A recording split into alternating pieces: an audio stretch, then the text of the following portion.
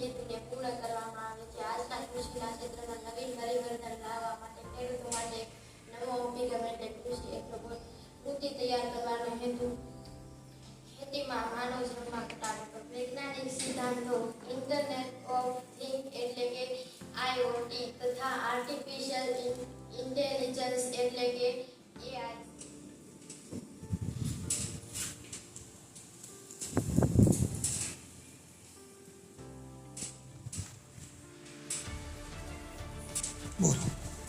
જરૂરી સાધન સામગ્રી ESP 32 કેમેરો, 4 મોટર, 1 2 3 4 મોટર ડાઈવર, આ બેટરી, વોટર પંપ સ્પ્રે તથા ESP 32 કેમેરો એક કમ્પ્લેક્સ ડેવલપમેન્ટ બોર્ડ છે જેમાં કેમેરા મોડ્યુલ જોડાયેલ છે। આ બોર્ડ વાઈફાઈ અને બ્લૂટૂથ બંનેને સપોર્ટ કરે છે જેનાથી રિમોટ કંટ્રોલ સરળ બને છે।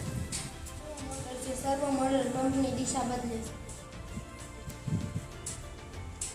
બોલ આ DC મોટર છે। DC મોટર કારના ટાયર ચલાવે છે। આ મોટરને મોટર ડ્રાઈવર L2988N દ્વારા કંટ્રોલ કરવામાં આવે છે।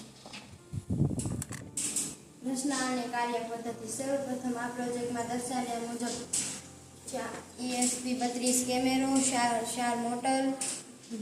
Motor driver, battery, water pump spray chassis પર ગોઠવ્યા છે। હવે મોટર ડ્રાઈવરને મોટર સાથે કનેક્ટ કરો, ત્યારબાદ તે બધાને પાવર આપવા બેટરીનો ઉપયોગ કરો।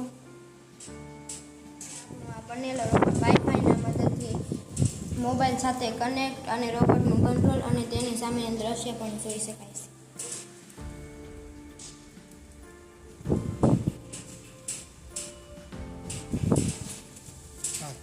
વ્યવહારિક ઉપયોગિતા ખેડૂતને દવા છાંટવા માટે હવે પરંપરાગત દવાના પંપની સાથે ઉપાડી આખા ખેતરમાં ફરી દવા છાંટવાની જરૂર રહેતી નથી। અત્યારના આધુનિક સમયમાં માઇક્રો ફર્ટિલાઇઝર અને ડ્રોન ટેકનોલોજીનો વિકાસ થયો છે પરંતુ તે ખર્ચાળ છે એટલે નાના ખેડૂતો તેનો ઉપયોગ કરી શકતા નથી। અમારો આ રોબોટ ઓછા ખર્ચમાં અને આધુનિક દવા છાંટી શકશે। આ રોબોટમાં અમે કેમેરા અને વાયરલેસ કંટ્રોલિંગ એટલે રિમોટ નિયંત્રણનો ઉપયોગ કરેલ હોવાથી ખેડૂતને સાયડામાં બેસીને માત્ર મોબાઈલના ઉપયોગથી દવા છાંટી શકશે। આ રોબોટ બેટરીથી ચાલતો હોવાથી આ રોબોટ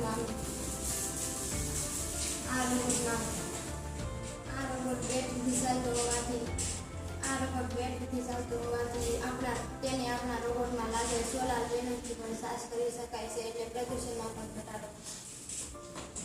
બોલો આ પ્રયોગને હવે આપણે પ્રેક્ટિકલ તમે મોબાઈલથી આ રોબોટને કંટ્રોલ કરવાના છો તો તેમાં મોબાઈલમાં જે ઉપરના 4 મેનુઓ છે એ શું કામ કરશે એમના વિશે તમે કહેશો? આગળ પાછળ કરશે અને ડાબી જમણી બાજુ થશે। ઓકે, બરાબર છે। તો રોબોટને આગળ પાછળ ચલાવીને બતાવો તો જેથી અમને ખ્યાલ પડે કે તમારો રોબોટ બરાબર કામ કરે છે। આગળ કરવાનું છે, આ પાછળ, આ જમણી બાજુ। ઓકે, સરસ। હવે એમની નીચે જે 4 મેનુઓ આપેલા છે એમાં પહેલું મેનુ સ્પીડ લખેલું છે તો તેના દ્વારા તમે શું કામ કરી શકશો? એની સ્પીડ વધારી ઘટાડી શકીશો, બરાબર છે। ત્યાર પછીનું બીજું મેનુ છે લાઇટ મેનુ, એનો ઉપયોગ તમે શેના માટે કર્યો છે? એ રાત્રે પણ ખેડૂતો દવા છાંટી શકશે। ઓકે, તો લાઇટ તમે અમને શરૂ કરીને બતાવશો? સરસ। તો રાત્રે પણ ખેડૂતો લાઇટ શરૂ રાખીને દવા છાંટી શકશે, બરાબર છે। એમના પછીનું ત્રીજું મેનુ શું બતાવે છે? પંપને હલનચલન કરશે। પંપનું હલનચલન, સરસ, બતાવો પંપનું હલનચલન કઈ રીતે? સરસ। તો ચોથું મેનુ શેના માટે રાખ્યું છે? બોલો। પંપને શરૂ કરવા માટે છે પણ અત્યારે પાણી ભરેલું નથી।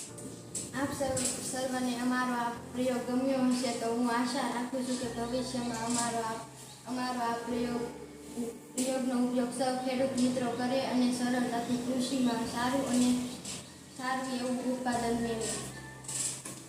આભાર. આભાર. બોલજા.